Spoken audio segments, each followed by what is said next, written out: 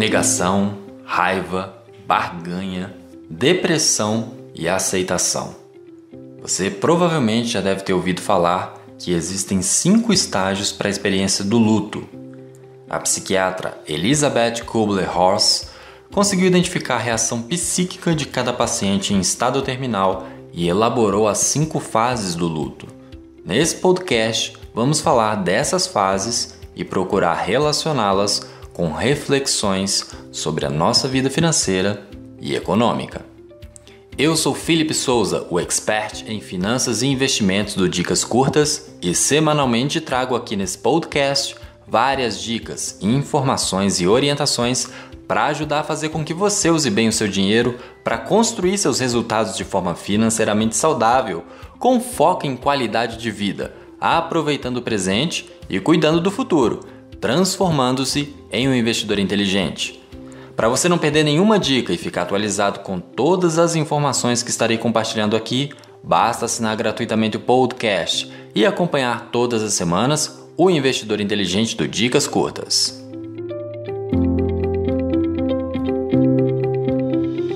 Quer aprender como fazer o seu dinheiro trabalhar para você? Então prepare-se para ficar por dentro das melhores dicas sobre finanças e investimentos. Com você, o Investidor Inteligente. Mais um expert do Dicas Curtas. O luto é um processo necessário e fundamental para preencher o vazio deixado por qualquer perda significativa. Muitas vezes associamos facilmente a morte de um ente querido, mas também o luto pode se relacionar a algo importante, tais como objetos, viagens, empregos, ideias. Mas isso também pode se aplicar ao mundo das finanças pessoais, investimentos e negócios. As 5 fases do luto são: a fase 1 é a fase da negação. Quando alguma perda nos acontece, em um primeiro momento não acreditamos que aquilo pode ser fato. Negamos que aquela perda possa ter acontecido de verdade em nossas vidas. De imediato recusamos essa possibilidade. Afinal, uma alteração brusca em nossas vidas representa mudanças bruscas e isso provoca um desconforto muito grande em relação ao nosso status quo. Geralmente o ser humano não gosta muito de mudanças. Mesmo aquelas pessoas que dizem viver em ambientes de mudança constante e gostam disso, uma mudança para essa pessoa seria viver em um ambiente de rotina repetitiva. De uma forma ou de outra, isso representa uma mudança. A fase da negação é considerada uma defesa psíquica, que faz com que o indivíduo acabe negando o problema. Tenta encontrar algum jeito de não entrar em contato com a realidade, seja da morte de um ente querido, seja da perda de um emprego, seja de uma traição na vida amorosa ou nos negócios, seja aquele belo prejuízo que teve que ser assumido em algum negócio, em alguma compra ou mesmo em algum trade. Simplesmente dói. Esse momento é marcado pela dificuldade em acreditar que o fato realmente aconteceu. A dor é intensa e existe uma grande dificuldade para lidar com a perspectiva de um futuro sem aquilo que foi perdido. É muito comum a pessoa também não querer falar sobre o assunto. A fase 2 é a fase da raiva. Mais cedo ou mais tarde, temos que admitir que de fato aconteceu a perda. Ao perceber que o fato realmente aconteceu e não existe nada que possa ser feito a respeito, é comum sentir uma revolta muito grande. Nesse período, a pessoa percebe que não é possível reverter a situação e a tendência é que a dificuldade em se conformar seja canalizada em raiva. Quando entendemos que não podemos fazer nada por esse ser amado ou relacionamento que perdemos, ou objeto, ou ideia, ou dinheiro perdido e que a perda é irrecuperável, é bem provável que sintamos raiva e frustração. A emoção da raiva dá força, produz agressividade. E também por isso tendemos a desabafar toda a nossa frustração com aqueles que não têm nada a ver com a situação, mas que terminam pagando o pato.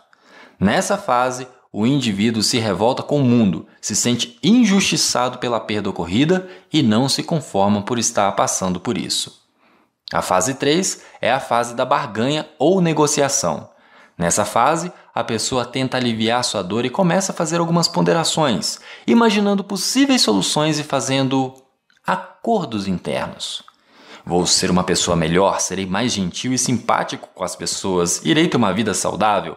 Nunca mais eu vou usar o cartão de crédito, nunca mais empresto meu nome para terceiros, nunca mais entro na bolsa de valores, vou ser mais prudente com a minha vida financeira, vou fazer negócios apenas com pessoas que eu conheça bem e que saibam o que estão fazendo. O indivíduo começa a negociar, começando com si mesmo. Acaba querendo dizer que será uma pessoa melhor se sair daquela situação e muitas vezes é voltada para questões religiosas, fazendo promessas a Deus. Em nosso processo cognitivo, essa fase é crucial, mas também é delicada, porque, em relação às finanças, podemos forjar crenças no forno das emoções que em algum momento podem ser crenças limitantes que vão te impedir de seguir adiante naquilo que você se propôs em termos de sonhos e projetos. Por mais que nesse momento de dor, elas estejam sendo levantadas para te proteger emocionalmente. Ser mais prudente com quem eu vou fazer alianças e parcerias é diferente de nunca mais vou ter sociedade ou fazer parceria alguma. Apesar de estarmos no fogo das emoções, é importante se questionar se não está acontecendo algum exagero, pois é justamente no calor emocional que as novas conexões neurais são formadas ou desfeitas com mais facilidade. A fase 4 é a fase da depressão ou tristeza. Essa costuma ser a fase mais longa do processo e é caracterizada por um sofrimento intenso. É marcada por uma sensação de impotência, melancolia, culpa e desesperança, sendo comum que a pessoa passe por um período de isolamento e apresente uma grande necessidade de introspecção. A pessoa volta-se para o seu mundo interno, geralmente com a necessidade de reorganizar a bagunça que aquela perda provocou. A princípio, como está tudo muito bagunçado, ficamos cansados e paralisados por algum tempo, ou por muito tempo. Nessa fase da dor, experimentamos sentimentos muito fortes. É quando percebemos a magnitude da nossa perda. Choro, sentimento de solidão, insônia e alterações do apetite são sinais frequentes de depressão ou tristeza. Tem que se tomar cuidado aqui que quando se fala depressão, não necessariamente está se referindo ao distúrbio psicológico depressão maior, que tem que ser identificado e confirmado por uma equipe multidisciplinar de psiquiatras, psicólogos e neurologistas. Somente aí se recomendaria algum medicamento para estabilização de humor ou não, além de terapia. A pessoa estar triste ou deprimida é diferente da pessoa estar depressiva, que é caso clínico da depressão maior. Nessa fase, costumamos ficar remoendo a perda. É muito comum entrarmos em um processo de auto-vitimização em que colocamos a lente do argumento de que a culpa é nossa. Isso é perigoso, pois culpar a si mesmo ou culpar os outros simplesmente não leva a lugar algum. Apenas nos paralisa. Dependendo da mentalidade da pessoa, isso pode durar semanas e, em alguns casos, meses ou anos. Se a perda é irrecuperável, por mais que tenhamos tido alguma oportunidade de evitá-la, não tem muito o que fazer. Ficar remoendo não ajuda, apesar que esse processo mais cedo ou mais tarde vai acontecer até chegar à próxima e última fase. A fase 5 é a fase da aceitação. Todo mundo já deve ter ouvido a seguinte frase: aceita que dói menos. A aceitação é o estágio em que o indivíduo não tem desespero e consegue enxergar a realidade de uma forma menos emocional, mais objetiva, ficando pronto para enfrentar a perda, o prejuízo, o desgosto, a traição ou a morte. Durante essa fase, a pessoa consegue ter uma visão mais realista e passa a aceitar o fato. O desespero em relação à perda dá lugar para maior serenidade e o indivíduo começa a enfrentar a saudade com mais consciência. A pessoa começa a assimilar a perda como aprendizado. Essa é a fase do sofrimento que todos devemos procurar chegar o mais rápido possível para preservar nossa saúde física e mental e nosso bem-estar, enfrentando a realidade de nossa perda, ajustando-nos a uma nova situação, curando velhas feridas emocionais. Mas é preciso ter paciência, pois é um processo que leva mais tempo do que outros. E somente quando estamos nessa fase de aceitação é que podemos nos propor mudanças de fato. Mudanças de postura com relação a nós mesmos, mudança de atitude em relação aos outros, revisar limites, revisar nossas regras e construir novos parâmetros sobre aquilo que foi perdido de modo irrecuperável. Não necessariamente corrige o passado, mas pode ajudar a viver melhor o presente e o futuro, inclusive na área financeira.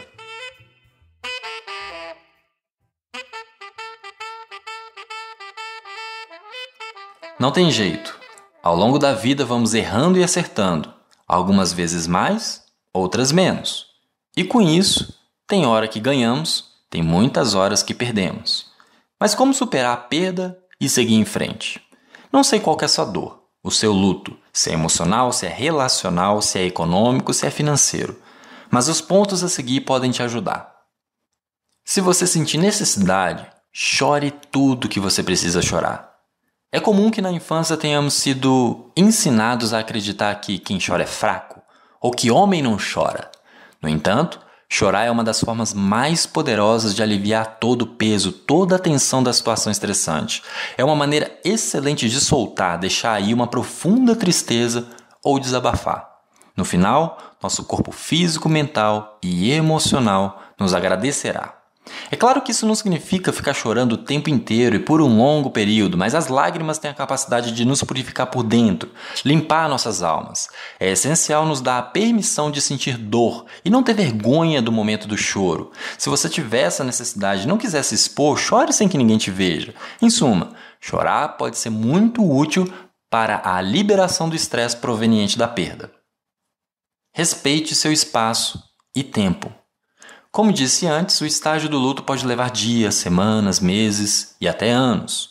Tudo depende de vários fatores, como a nossa personalidade, o relacionamento que tivemos com a pessoa que perdemos, a situação que provocou a grande perda, a maneira como reagimos aos problemas ou o que fazemos para superar essa situação. Como tudo na vida, o luto também é multifatorial. Mas, além de tudo isso, não devemos ser tão exigentes com nós mesmos. Lembre-se que sim, de fato, devemos nos curar completamente, mas não devemos nos esforçar para alcançar isso rapidamente.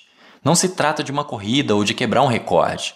Quando perdemos alguém que amamos ou perdemos algo realmente significativo, é comum que a culpa e o peso na consciência tomem conta dos pensamentos. Isso porque a perda faz com que o indivíduo comece a pensar em tudo que deixou de fazer e dizer, ou até mesmo nas ações e palavras que fez e que em seu julgamento atual não deveria ter sido dito ou feito.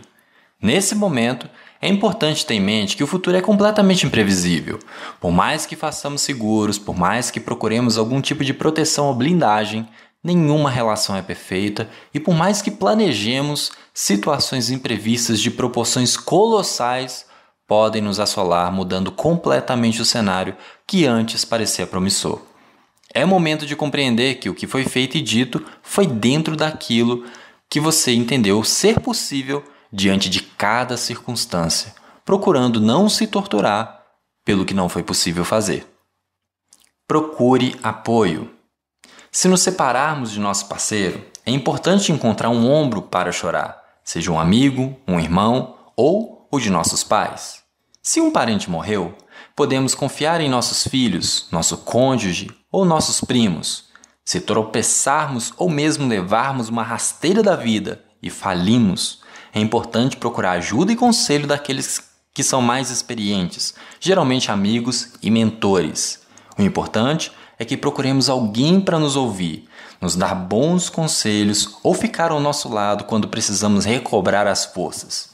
Dependendo do grau de sofrimento, pode ser até interessante começar uma terapia com um profissional ou participar de um grupo de apoio. Muito provavelmente ficaremos admirados ao descobrir quantas pessoas estão em uma situação semelhante à nossa. Em alguns grupos de desenvolvimento financeiro que conduzi, pessoas com realidades financeiras diferentes compartilhavam suas dificuldades e os ouvintes se fortaleciam e até se animavam, pois percebiam que a pessoa que se expressava passava pela mesma situação que ela e continuava lutando, ou a pessoa que se expressava estava em uma situação ainda mais delicada financeira e emocionalmente falando. É um tipo de trabalho muito interessante que deve ser conduzido com profissionalismo e também com foco em ajudar as pessoas a enxergarem um caminho que leva à saída dessas situações, por mais complicadas que pareçam. Expresse suas emoções. Além de encontrar uma pessoa ou várias que nos faça sentir amados e protegidos, é muito importante que falemos sobre o que está acontecendo com a gente. Mas não é necessário que outra pessoa esteja nos ouvindo. Muita gente começa um blog anônimo, ou conversa sozinho com o espelho, ou escreve um diário para expressar o que está sentindo. Um ditado popular diz: a dor compartilhada diminui pela metade. Depois de expressar nossos sentimentos, nos sentiremos mais livres, com menos peso nas costas e com uma ideia mais clara sobre os próximos passos a seguir. Não fique em silêncio, não mantenha as emoções dentro de si, porque elas podem se voltar contra você. Se expresse e, se quiser, fale, mesmo que seja sozinho. Cuide do seu corpo.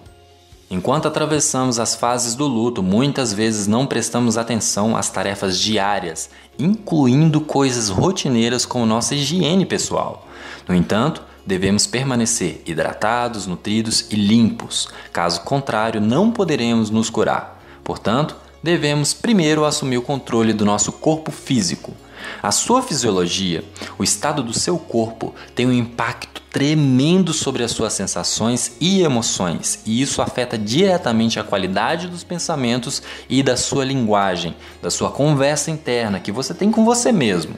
Pode parecer que isso não resolve, mas tomar um banho mais demorado, pentear o cabelo, trocar de roupas, fazer um pouco de exercício, uma caminhada, procurar sair de casa, tomar um ar fresco, comer de maneira saudável, tomar uma tigela de sopa caseira ou um chá. Isso tudo e muito mais pode te ajudar a experimentar bem-estar, por mais que você ainda esteja sentindo dores emocionais. No cérebro, o centro de dor física é muito próximo ao centro de dor emocional, o que faz com que nosso corpo sofra quando o luto deveria ser apenas psicológico. Portanto, mexer beneficamente com o corpo auxilia a mexer beneficamente com as emoções, aliviando as sensações de desconforto. É importante esclarecer que não existe uma sequência nos estágios de luto, mas é comum que as pessoas que passam por esse processo apresentem pelo menos 2 desses estágios. Em relação ao dinheiro, algumas fases podem ser bem mais intensas. Alguns tendem a expressar mais raiva, ficam pé da vida com alguma perda econômica ou financeira. Outros podem expressar mais intensamente a fase da depressão ou tristeza, ficam remoendo que não deveriam ter feito aquilo. Vale lembrar que não necessariamente as pessoas conseguem passar por esse processo completo. Algumas ficam estagnadas em uma das fases citadas. Se você se percebeu estagnado em alguma dessas fases, ou se percebe alguém que esteja nesse processo sem fechar o ciclo, pode ser interessante um acompanhamento psicológico ou um trabalho terapêutico breve, como a programação neurolinguística, ou a hipnoterapia, ou a terapia cognitivo-comportamental. O ponto é que o profissional, o terapeuta, pode vir a ajudar a pensar junto com a pessoa sobre o estágio em que se encontra e caminhar para a resolução do estágio que exige a vivência de sentimentos e pensamentos que o indivíduo evitava. A tarefa do terapeuta, muitas vezes, é ajudar a criar um ambiente em que a pessoa vivencie e passe pelo luto. Nosso podcast de hoje fica por aqui. Esse é um assunto delicado que nos remete a emoções fortes. Mas tomar consciência dessas fases, seja para nossos relacionamentos, seja para nossa vida financeira, nos dá uma perspectiva de que tem um caminho para sair dessa espiral de dor e sofrimento. Você já experimentou algum luto financeiro ou econômico? Se você se sentir à vontade, pode compartilhar conosco lá no grupo exclusivo do Investidor Inteligente no Facebook. Curta, comente, compartilhe, deixe sua opinião e também dê sua avaliação no iTunes, para que esse conteúdo chegue cada vez mais longe, ajudando mais e mais pessoas a cuidarem bem de suas finanças e investirem com mais qualidade e consciência. Assine agora esse podcast no seu dispositivo Apple através do aplicativo Podcast ou no seu dispositivo Android usando o aplicativo de podcast de sua preferência. Você também encontra o Investidor Inteligente no Spotify e no Deezer. Fazendo isso, você receberá uma notificação sempre que um novo episódio estiver disponível.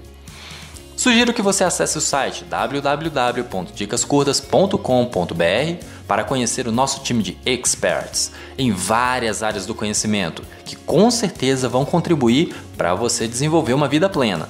Agradeço a oportunidade em contribuir para a sua vida e aguardo a sua participação. Ficamos por aqui e até a próxima semana com mais uma dica do Investidor Inteligente. Dicas curtas, dicas rápidas e fáceis de consumir.